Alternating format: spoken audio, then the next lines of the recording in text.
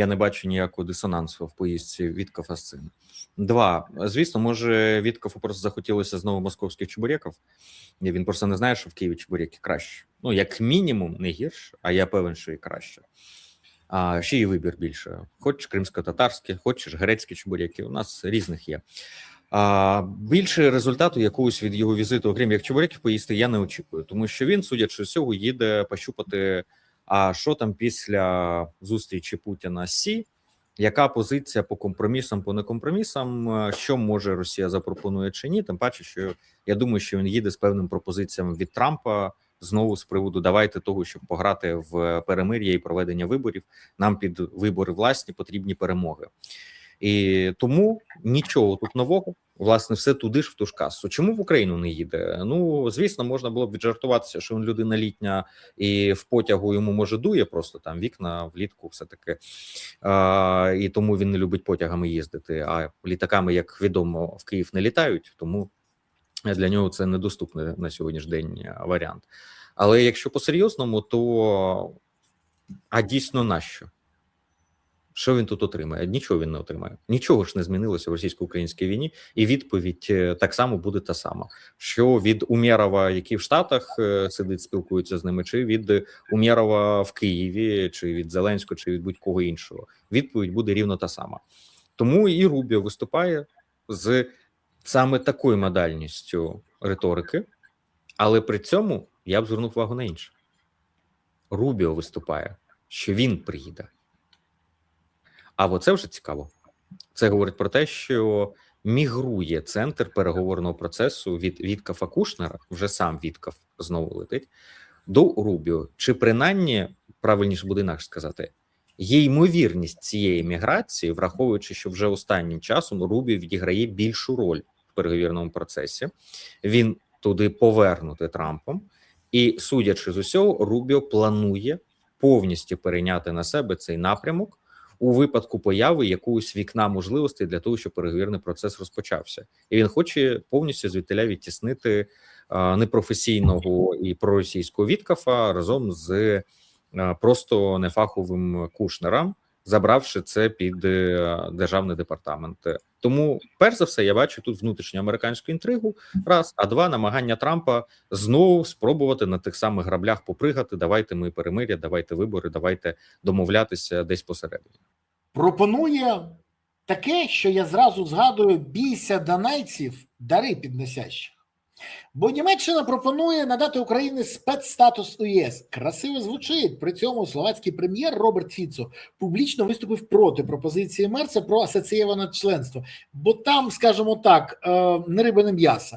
А міністр закордонних справ України Андрій Сибіга утримався від підтримки або категоричного заперечення ідеї німецького канцлера Фрідриха Мерца про новий формат відносин з ЄС.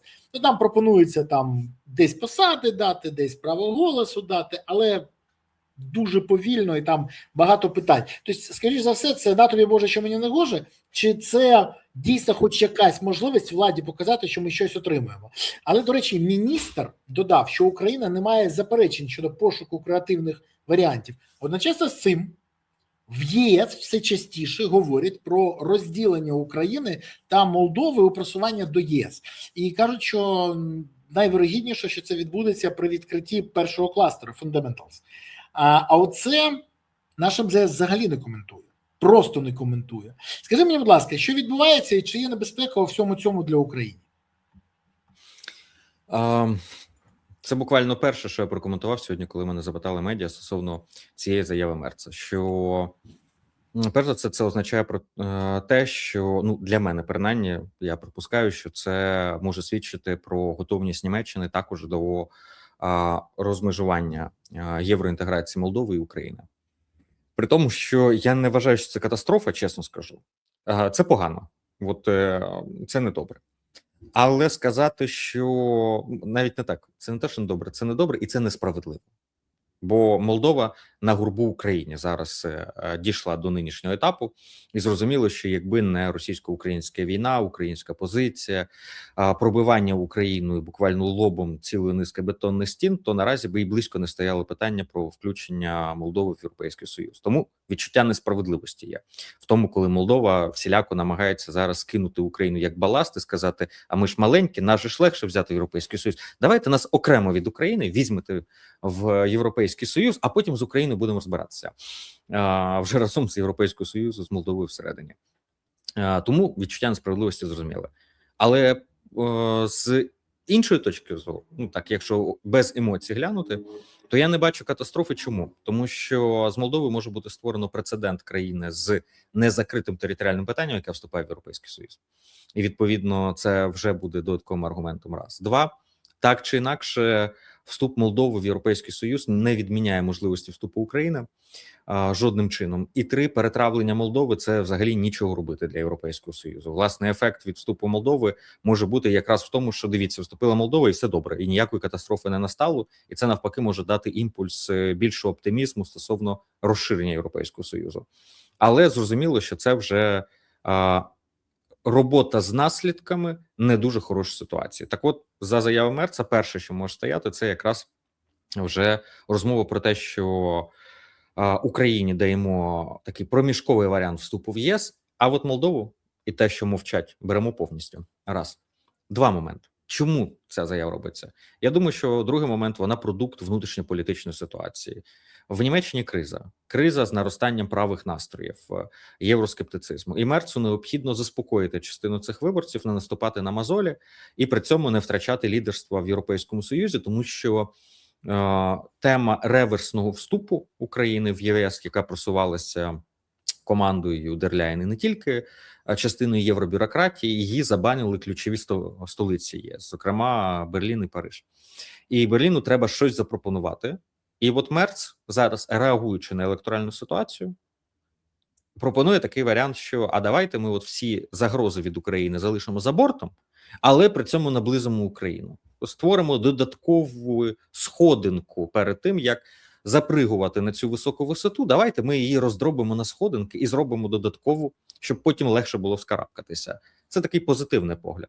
А негативний погляд в тому, який є для праворадикалів в Німеччині говориться. Бачите, ми не будемо зараз приймати Україну в Європейський Союз. І не стоїть питання зараз взяття України в Європейський Союз. Заспокойтеся. Тому що є третій момент. В Європі є сили, які проти вступу України в ЄС, є сили, які за. Сил, які за, значно більше. Але вони не можуть проігнорувати тих, хто проти вступу в ЄС.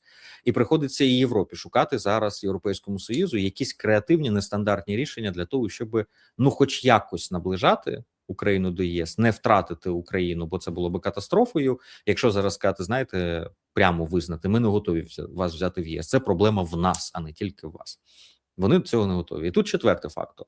Це якраз в тому, що вступ в Європейський Союз перетворився наразі в дорогу з двостороннім рухом, в якій ні Європа, Європейський Союз мається на увазі, ні Україна не готові до вступу України в Європейський Союз.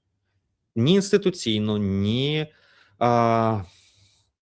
політично Європейський Союз не готовий зараз прийняти це рішення. Вступ України в тому стані, в якому є Україна, і в тому стані, в якому є Європейський Союз, може поховати Європейський Союз буквально в купі проблем, починаючи від політичної квоти великої, яку отримує Україна і переструктурується взагалі від цього розклади в європейських інституціях, завершуючи фондами і всім іншим, в чому ціла низка страхів просто великої кількості як єврочиновників, так і європейських урядів в окремо взятих столицях. Так і з боку України. Ми дійсно пройшли найкраще з усіх країн скринінг. Це відмічають всі. З точки зору законодавства, синхронізації з ЄС, все чудово. Та, окремі там законопроекти треба прийняти тощо, але це все, направду, долі відсотків. Це навіть не відсоток і навіть не там декілька відсотків. Але проблема в нас в іншому. Проблема в нас в імплементації, в тому, як виконується. Бо норма може бути чудовою, але на етапі виконання її можна спотворити до невпізнаваності. В нас немає верховенства правосуддя, в нас немає вільної змагальності ринкової, в нас немає дуже багатьох параметрів, які є базово необхідними для того, щоб Україна не стала